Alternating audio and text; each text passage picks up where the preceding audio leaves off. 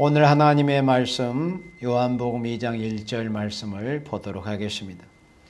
사흘 되던 날에 갈릴리 가나에 혼인이 있어 예수의 어머니도 거기 계시고 예수와 그 제자들도 혼인의 청함을 받았더니 포도주가 모자란지라 예수의 어머니가 예수에게 이르되 저에게 포도주가 없다니 예수께서 가라사대 여자여 나와 무슨 상관이 있나이까 내 때가 아직 이르지 못하였나이다. 그 어머니가 하인들에게 이르되 너에게 무슨 말씀을 하시든지 그대로 하라 하니라. 아멘.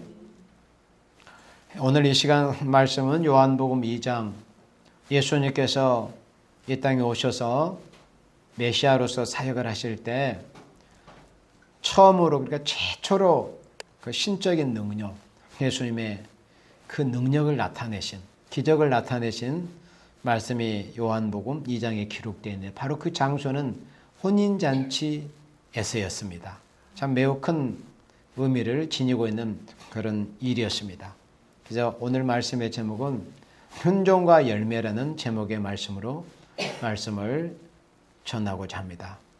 순종과 열매. 예수님께서 세상에 오셔서 처음 행하신 기적이 바로 물로서 맹물로서 극상 포도주를 만드셨던 그런 기적이었습니다. 그것은 순종하는 자에게 좋은 열매가 나타난다는 것을 보여주신 그런 기적이었습니다. 순종하는 자에게 열매가 나타난다. 순종하는 자를 통해서 하나님은 기적을 나타내 주신다. 그런 의미입니다. 그런데 여기 5절에서 그 어머니가 하인들에게 이르되 그러니까 성모 마리아가 그 집의 하인들에게 이르되 너에게 무슨 말씀을 하시든지 그대로 하라. 그러니까 그대로 순종하라는 것을 성모 마리아가 그 하인들에게 부탁을 해서 그러면은 이 말씀에서 마리아는 자기의 몸을 통해서 낳으신 그 예수님이시지만은 그래 육신의 관계는 모자지간 아닙니까? 그렇지만은 이 요한복음 2장 5절 이 말씀을 잘못 봐버리면은 오늘날 개토릭처럼 성모 마리아를 우상시해 버릴 수가 있어요. 그런데 이 말씀을 자세히 한번 봐보세요. 이 마리아가 어떤 마음을 가지고 이렇게 하인들에게 부탁을 했겠는가? 곧 예수님을 믿는 그런 믿음이었습니다. 그러니까 예수님을 메시아로 믿는 믿음을 전제하고 하인들에게 부탁을 했던 거. 왜? 자신이 비록 자신의 태를 통해서 낳은 아들이지만은 무슨 말씀하시든지 그대로 하라. 그러니까 예수님의 말씀하신 대로 이루어질 걸 믿고 그러니까 예수님의 그 능력을 믿는 믿음을 전제로서 하인들에게 이렇게 부탁을 한 거예요. 만약에 예수님께서 무슨 말씀을 하시든지 그대로 이루어지지 않는다면은 어떻게 이런 부탁을 하겠어요? 그렇잖아요. 근데 너에게 무슨 말씀을 하시든지 그대로 너희 순종해라. 그러면 뭐예요? 그대로 이루어질 거다. 그런 믿음을 성모 마리아는 예수님께 대해서 가지고 있었던 거예요. 그러니까 성모 마리아는 자기가 낳은 육신의 아들이기도 하지만은 사실은 예수님을 메시아로 믿고 있었던 거예요. 무슨 말씀을 하시든지 그대로 행해라. 그러니까 예수님의 입에서 나온 그 말씀은 무슨 말씀인지 이루어질 것이라는 것에 대해서 마리아는 믿고 있었던 거예요. 믿음을 전제로 이렇게 순종을 부탁을 했던 겁니다. 이게 중요한 겁니다. 믿음. 순종이 얼마나 아름다운 것입니까? 이 마리아가 순종을 부탁을 했어요. 왜? 그러니까 순종을 부탁하는 것도 자신이 주님께 대한 그런 믿음을 가지고 있어야 되는 거예요. 순종하는 자도, 순종을 부탁하는 자도, 또 순종하는 생명은 또 결국은 믿음을 전제로 하지 않는 것은 다 소용이 없습니다. 순종을 해도 자기가 단마음으로, 믿는 마음으로, 단마음으로 순종하겠다는 그런 믿음을 전제하지 않는 순종이라는 것은 아무것도 열매가 없습니다. 믿음을 전제로 한 순종이 돼야 돼요. 그래서 예수님께서 이 갈릴리 가나 이 혼인잔치에서 처음 물로서 극상 포도주를 만드실 때 사람들의 그 순종을 통해서 이런 열매가 이루어졌던 것을 우리는 성경을 통해서 볼 수 있습니다. 그래서 이 성모 마리아가 그 하인들한테 이와 같이 순종을 부탁하는 일이 먼저 있었어요. 그러니까 열매라고 하는 것은 그는 어떤 과정이 있잖아요. 시발점이 있고 전개되는 그런 과정이 있고 그런 과정을 통해서 결국 마지막에 열매가 맺어지는 거 아니겠어요? 그러면은 먼저 순종을 부탁하는 일이 있다는 거. 그런데 그 순종이 부탁하는 것은 먼저 믿음을 전제로 해야 된다는 거. 그래서 교회라고 하는 것은 교회에 오는 생명들에게 만족히 주는 것이죠. 그러니까 이 갈릴리 가나 혼인 잔치하는 그 장소가 마치 교회라고 생각하면 되는 거예요. 영적으로는 교회라고 할 수가 있는 거예요. 그 교회는 뭐예요? 교회에 오는 사랑하시는 생명들, 교회의 사람들이 왜 옵니까? 마치 목마른 사슴이 물을 찾듯이 심령이 갈급하기 때문에 고귀한 생명들이 교회에 찾아오는 거 아니겠어요? 그냥 사람 만나러 오는 사람들은 교회에 하나님 보실 때 하나님께 예배 드리러 오는 사람들이 아니에요. 교회는 정말로 하나님을 만나고 싶고 하나님을 만나서 뭐 하려고? 내 마음이 곤핍하니까 내 마음이 상해 있고 내 마음이 공핍하고 곤고하고 괴로우니까 내가 하나님을 배웠고 내가 예수님을 배웠고 그 예수님께서 그 하나님께서 내게 주시고자 하는 그런 신령한 물, 생명수, 진리의 말씀, 생명의 말씀, 그 말씀을 통해서 주시는 위로, 그걸 받고 싶어서 교회 오는 거잖아요. 그리고 더 나아가서 위로뿐 아니라 능력도 받고 축복도 받고 그 난제도 또 이 마지막 시대에 교회를 통해서 말씀을 통해서 주시는 그 난제도 해결받고 싶어서 해결을 받고자 하는 그런 마음으로 생명들이 교회에 오는 거잖아요. 그런데 교회에 와서 먹을 것이 없어 봐요.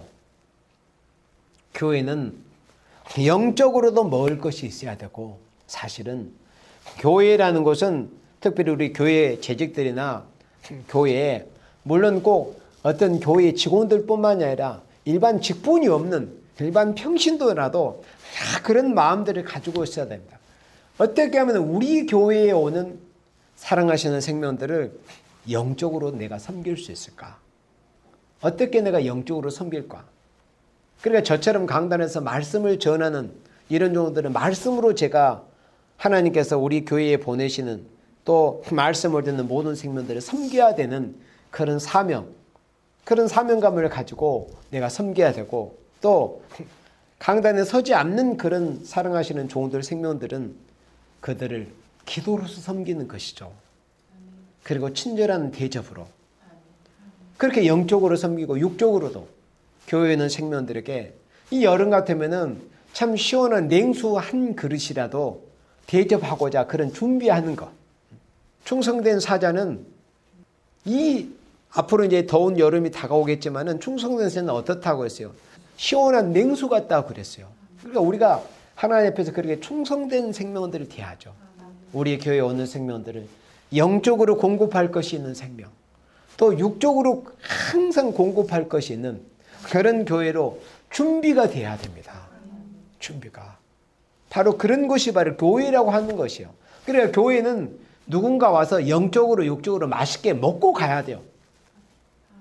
그러면 영적으로도 육적으로도 배부르게 흡족하게 먹고 가면은 그렇게 준비하고 희생하고 헌신했던 그런 생명들에게 자신에게 얼마나 기쁨이 되고 또 위로가 되고 뿌듯하지 않습니까?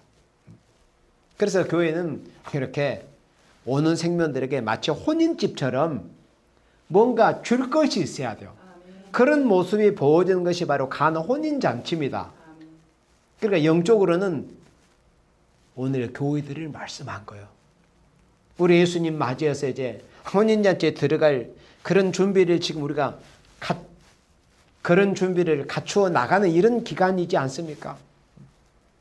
혼인잔치에 사람들이 오면은 뭔가 대접할 것이 있어야지.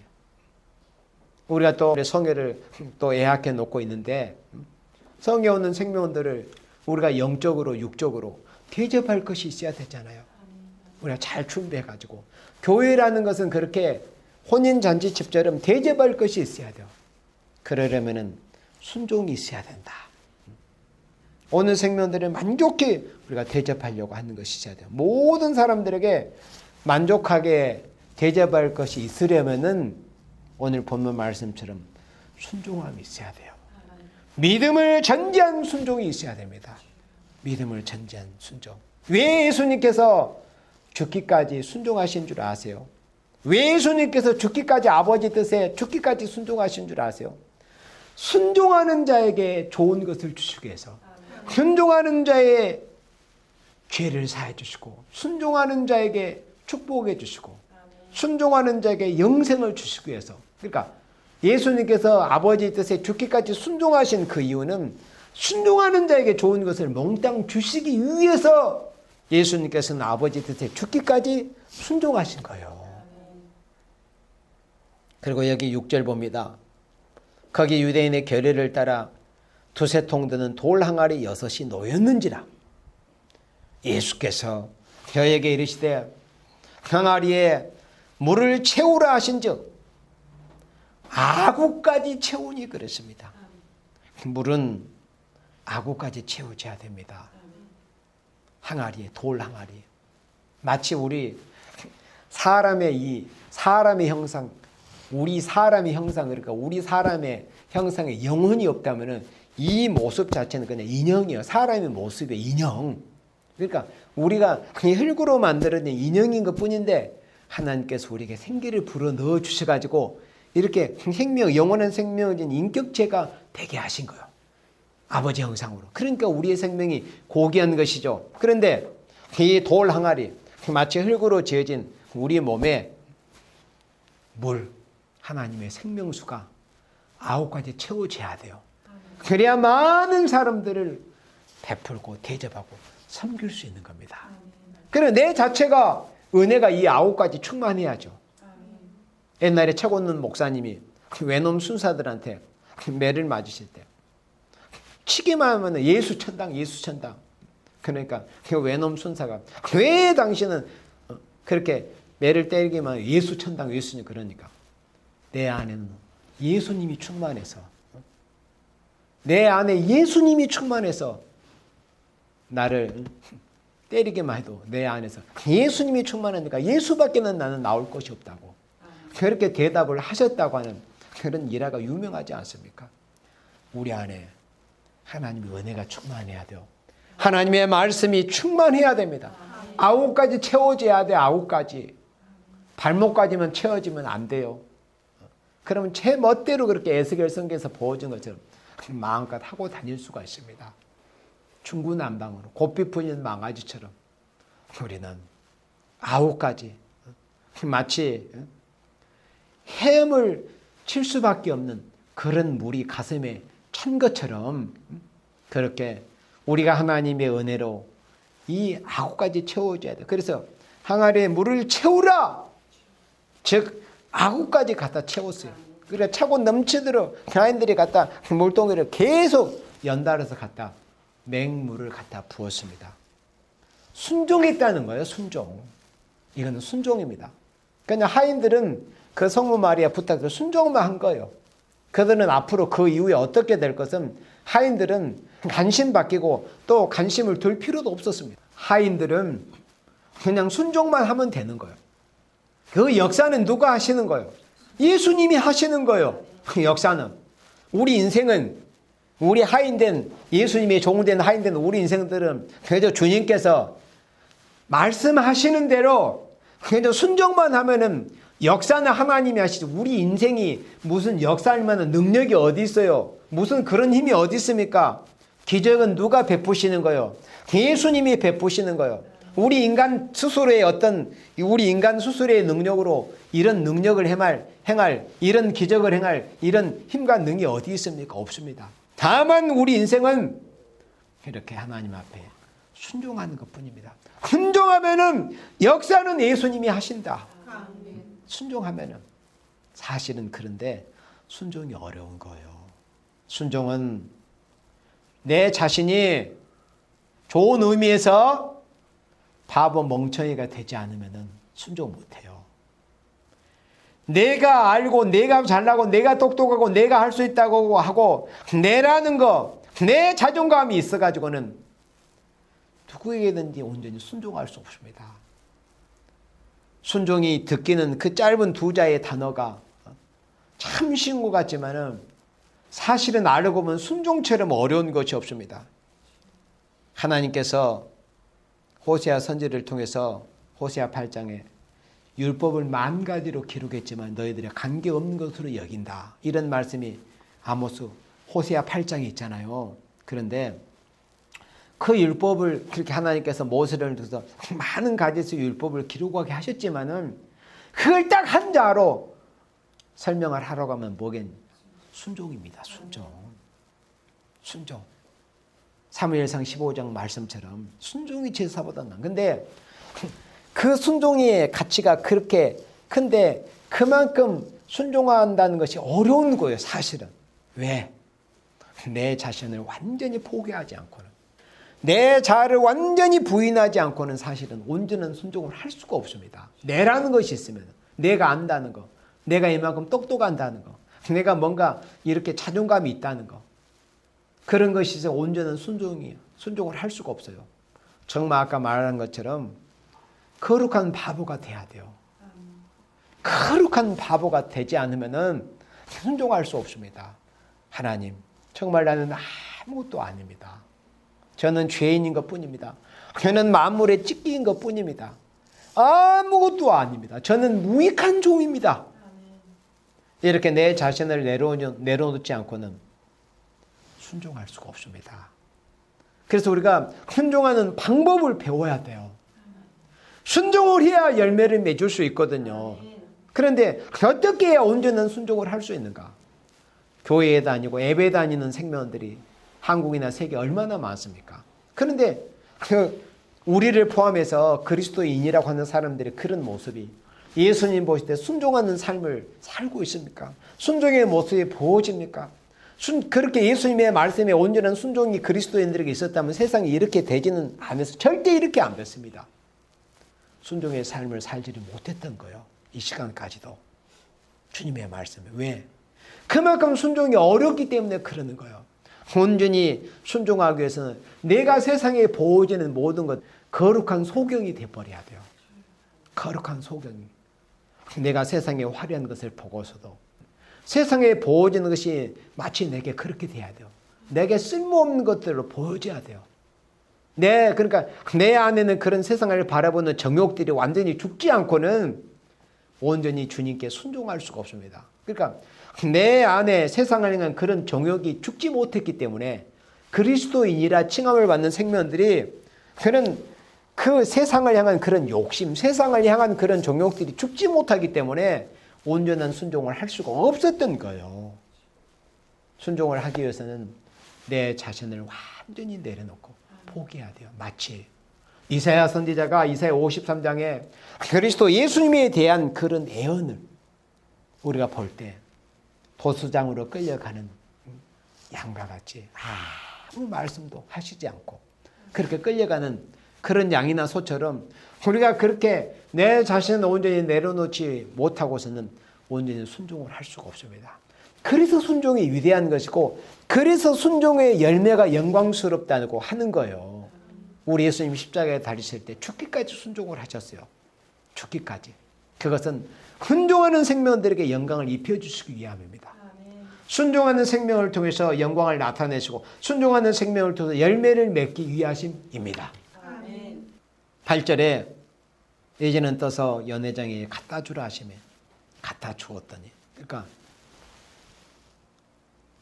돌 항아리 6에 9가지 가득히 채우라 할 때 순종하면서 하인들이 채웠어요. 여기서 성경에서 보여진 이 하인들이 누구냐면은 바로 우리예요. 우리가 돼야 돼요. 내가 돼야 돼요. 그러니까 예수님이 물 갖다 길러다가 채워라. 그러니까 여기에 채우면 뭐 하겠습니까? 이미 잔치는 다 파장이지 않습니까? 포도도 다 떨어졌는데요. 우리가 무슨 여기 부질없는 이런 짓을 해야 되겠습니까? 나사렛 예수요. 이렇게 한다면은 그 기적을 볼 수 있었겠어요? 마치 똑같은 현실에 우리가 놓여 있는 거예요. 사람이 볼 때는 아무런 것이 보이지 않고 가능성이 보이지 않을지라도 주님이 말씀하시니, 주님은 성경을 통해서 우리에게 말씀하시잖아요. 우리가 세상에서 어떤 기대적인 것이 보여집니까? 세상을 향해서 아무것도 없어요. 똑같은 현실입니다. 그렇지만은 주님은 우리에게 말씀하십니다. 성경을 통해서 말씀하십니다. 계시록을 통해서, 선지서를 통해서, 또 성경 말씀, 성경 전체의 말씀을 통해서 우리에게 말씀하시는 거예요. 그럼 우리는 뭐예요? 주님, 우리가 이렇게 해도 안 될 것 같은데요. 부질없는 짓 같은데요. 이렇게 하고 우리가 순종을 하지 않는다면 어떻게 하나님의 영광이, 그리스도의 영광이 나타나겠어요? 현실은 아무런 것이 어떤 열매나 결과나 영광이 나타나지 않을 것처럼 보이는 그런 현실을 보여질지라도 우리 주님은 성경을 통해서 우리가 말씀하시잖아요. 순종해라. 우리는 순종해야 하는 거예요. 거룩한 바보. 그러니까 거룩한 바보가 되지 않고는 절대 순종 못해요. 내다는 것이 있으면은 완전히 우리가 십자가에 죽어져야 됩니다. 정말 거룩한 바보가 돼야 온전한 순종을 할 수 있습니다. 그래야 열매를 보고 영광을 볼 수 있어요. 나다 갖다 주라. 예수님이 명하시잖아요. 갖다 주어라. 순종할 때 물이 포도주가 되어버린 거예요. 그러니까 이 하인들은 또 똑같아요. 아니 어떻게 맹물을 갖다 주라고 하십니까? 어떻게? 이 혼인잔치를 우스갯거리로 만들려고 하십니까? 우리로 저들에게 뺨을 맞게 하시기 위함입니까? 왜 우리에게 이런 무리한 요구를 하십니까? 어떻게 맹물을 갖다 줍니까? 이렇게 예수님의 하신 그 말씀에 단서를 달고 자기라는 것을 내세우고 예수님의 말꼬리나 잡으려고 그랬다면 어떻게 물이 포도주가 되는 이런 엄청난 기적을 보았겠어요? 하인들은 무조건 순종했습니다. 갖다 주라. 갖다 줘라. 무조건 순종했어요. 인간이 볼 때 예수님의 말씀을 순종하는 일은 있잖아요. 어리석은 일 같아요. 바보짓이나 하는 짓 같습니다. 그러니까 아마 여러분들도 다른 세상 사람들이, 그러니까 믿음 없는 세상 사람들이 있잖아요. 세상 사람들이 여러분들의 모습을 볼 때는 에이그 저런 바보 멍텅구리, 저 예수쟁이들은 무슨 재미로 사나, 에이그 바보, 그렇게 볼 겁니다. 하나님의 영광이 나타나고 열매가 나타날 때는 말씀을 순종하는 일이라고 하는 것은 그렇게 사람들이 볼 때 어리석은 일로 보여요. 그렇게 보여지는 생명들이 이 시대에 복 있는 생명들이에요. 하나님이 그 생명들을 통해서 역사하실 생명들이요. 그 생명들을 통해서 열매를 보이시고 열매를 맺게 하실 생명들입니다. 그래서 이사야 55장에 너희 목마른 자들아 물러나와라. 돈 없는 자로 오라. 값없이 와서 사 먹되 돈 없이 값없이 와서 포도주와 젖을 사라. 너희가 어찌하여 양식 아닌 것을 위하여 은을 달아주면 배부르게 못할 것을 위하여 수고하느냐. 나를 청종하라. 그러니까 우리 하나님께서 이스라엘을 통해서 나를 청종하라고 하셨거든. 그러니까 말씀을 듣고 순종하라는 의미입니다. 나를 청종하라는 것은 나를 청종하면 그러면 너희가 좋은 것을 먹을 것이다. 마치 가나 혼인잔치에서 극상 포도주를 마셨던 것처럼 우리가 이사야를 통해서 하나님이 말씀하시고 그 부탁하신 것처럼 우리가 여호와의 말씀, 예수의 말씀을 청종하면은, 그냥 말씀을 듣고 순종하면은 너희가 좋은 것을 먹을 것이다. 이 세상에서는 지금껏 맛보지 못한 극상 포도주. 그래서 여기서 요한복음 2장에서 보던 그 극상 포도주의 그 정체가 뭐냐면은 이사야 55장에서 말씀하신 이 포도주예요. 그리고 이사야 25장에서 오래 저장했던, 산에서부터 나타내실 오래 저장했던 그 포도주를 말씀을 한 겁니다. 우리 예수님 영접에서 혼인잔치에 들어가기 위해서는 이사야 25장에서 산에서부터 나타내신 오래 저장한 포도주와 같은 이 진리의 말씀, 예언의 말씀을 먹고 마시는 생명들이 돼야 돼요. 그러면 그 오래 저장했던 맑은 포도주 같은, 극상 포도주 같은 이 종말의 예언의 말씀을 누가 들을 수 있으며 누가 볼 수 있겠어요? 오늘 해답을 다 보았잖아요. 순종하는 생명들입니다. 순종하는 생명들. 자신을 내어놓고 자를 포기하고 겸손히 두렵게 주님의 말씀을 예수님이 부탁하신 거니까. 예수님이 우리를 사랑하시고 예수님 우리 사랑하시잖아요. 믿잖아요. 그리고 또 실제로 사랑하는 삶을 살지는 못하지만 마음은 그래도 예수님을 사랑하겠다는 그런 마음들이 있잖아요. 여러분들에게. 그러면 예수님이 나를 사랑하시고 내 마음에 사랑하시는 예수님 그분이 부탁을 하는 거예요. 뭐라고 부탁을 하십니까? 예언의 말씀을 읽고 듣고 지키거라. 그럼 내가 사랑하는 그분이 나한테 우리에게 부탁을 하시는 거예요. 예언의 말씀을 읽고 듣고 지키라. 그 예언의 말씀의 정체가 뭐예요? 이사야 25장에서 산에서부터 나타내 주신 오래 저장했던 그 포도주입니다. 그 포도주로 요한복음 2장에서 예수님과 더불어서 혼인잔치를 하게 되는 거예요. 그러면 그 혼인잔치에 우리가 참여하기 위해서는 다시 돌아가서 순종하는 사람들이 돼야 된다. 순종을 하려면 내 자신을 내려놔야 된다. 사람들이 볼 때 정말 거룩한 바보 멍충이처럼 보일 만큼 내 자신 내라는 것이 있어가지고는 결코 순종할 수 없다. 내 안에 조금이라도 세상을 향한 세상적인 그런 정욕이 있다면 세상을 향한 그런 탐욕, 세상적인 정욕이 있다면 결코 순종을 할 수가 없다. 순종해야 영광을 보는데 순종해야 기적을 보고 열매를 맺는데 순종해야 우리가 주님을 영접해서 주님의 혼인잔치에 우리가 참여할 수 있는데 순종하려면 우리 자신을 내려놔야 된다. 그리고 다시 본문으로 돌아와서 9절에 회당장은 물로 된 포도주를 맛보고 드디어 이제 맛을 보았어요. 어디서 났는지 알지 못하되 물 떠온 하인들은 알더라. 물 떠온 하인들은 알게 되는 거죠. 왜 알까요? 그들이 순종했기 때문에 이 포도주의 출처가 어딘지를 아는 거예요. 이 마지막 때도 마찬가지요. 오래 저장했던 이 맑은 포도주였던 이 예언의 말씀이 어디서 나왔는가? 출처를 여러분들은 알고 있잖아요. 왜? 순종하는 생명들만이 알게 해주시는 거예요. 그 출처를. 물을 떤 하인들만이 이 포도주의 출처를 알게 되는 거예요. 그러니까 순종이 그만큼 중요한 겁니다. 오래 저장했던 맑은 포도주 같은 이 예언의 말씀. 혼인잔치에 참여하기 위해서는 이 오래 저장했던 맑은 포도주 같은 이 예언의 말씀. 그래서 요한 계시록 6장 6절 말씀에는 감람유와 포도주를 해치 말라고 하신 그 말씀, 그 포도주가 이사야 25장에서 나온 그 오래 저장했던 맑은 포도주 같은 예언의 말씀이기 때문에 예언의 말씀을 읽고 듣고 지키는 생명은 감람유, 그러니까 성령이 충만한 생명과 더불어서 해하지 말라고 하신 겁니다. 그래서 이 시대는 우리가 감람유와 포도주 같은 그런 은혜가 충만해야 돼요.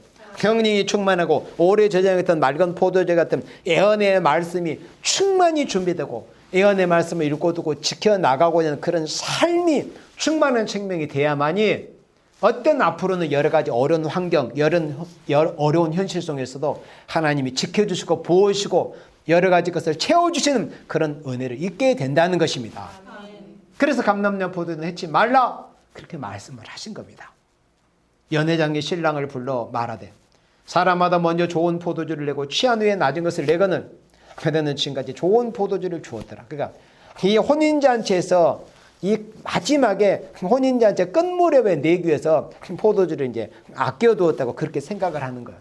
그러니까 우리가 예수님 맞이해서 혼인잔치에 참여하는 것도 하나님의 지혜의 역사의 그 이치가 이 요한복음 2장 이 말씀과 같은 똑같은 이치입니다.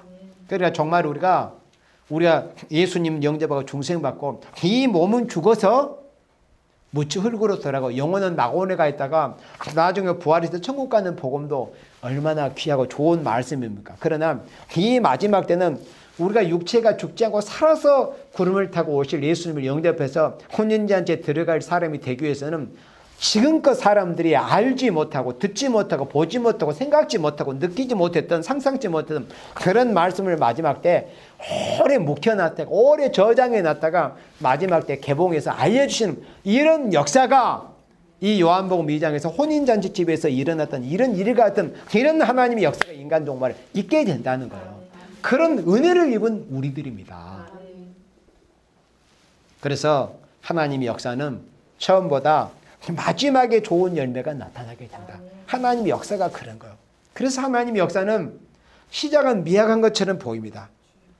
그러나 그 나중은 심히 장대합니다. 사람이 볼 때는 저것들이 무엇을 하겠어? 지렁이처럼 미약하고 우리가 밟아도 찍소리도 못할 저런 녀석들이 뭘 하겠어? 그렇게 보일 만큼의 지렁이처럼 미약한 그런 모습을 보입니다. 그러나 이사야 41장 14절에서 지렁이처럼 보였던 그 야곱들이 이가 선 날카로운 타작기처럼 변해가지고 큰 네가 무엇이냐? 스룹바벨에서 평지가 될 것이다. 큰 산 작은 산을 티끌먼지처럼 날려버리는 그런 권세의 역사, 마지막 추수권 타작계의 역사가 인간 종말에 있게 된다는 거예요. 이 포도주의 역사를 통해서 이 예언의 말씀을 읽고 듣고 지키는 하나님의 사랑하시는 생명들을 통해서 그러려면은 그 출발이 순종이 돼야 된다. 순종하려면은 우리 자신을 부인하고 우리 자신을 철저하게 내어놓고 내 자신을 포기하는 훈련을 숱하게 많이 반복을 해야 됩니다. 내 자신을 내려놓지 않고는 순종할 수 없거든. 순종해야 이런 기적을 보고 순종해야 이 혼인잔치에서 오래 저장했던 맑은 포도주와 같은 이 진리의 말씀을 맛볼 수가 있는 거예요. 그리고 지식적으로만 전해지는 것이 아닌 하나님의 능력과 권세 역사가 실질적으로 나타나는 그런 놀라운 역사, 그런 기적이 실제로 나타나게 되는 것입니다. 그래서 순종은 제사보다 낫고 또 요한복음 2장 말씀을 오늘 보면서 이런 결론을 제가 생각해 봤어요. 순종은 기적보다 낫다. 순종은 기적보다 왜? 순종하면은 기적이든 뭐든 다 나타나게 될 것이기 때문에 순종은 제사보다 낫고 순종은 기적보다 낫습니다. 그래서 아무쪼록 우리도 주님의 말씀이라면은 이것저것 따지지 말고 어떤 조건 내세우지 말고 내라는 것을 내세우지 말고 나는 주님과 더불어 십자가에 함께 죽은 생명. 죽은 생명이 무슨 말이 있겠으며 죽은 자가 무슨 내라는 것이 있겠어. 그저 예수님이 순종의 본을 보이신 것처럼 우리도 철저하게 주님께 순종하는 사람이 되어서 우리 예수님이 이제 재림하셔서 이 땅에 혼인잔치가 열릴 때 그 혼인잔치에 다 참여할 수 있는 여러분들이 되시기를 주님의 이름으로 축복합니다. 아멘.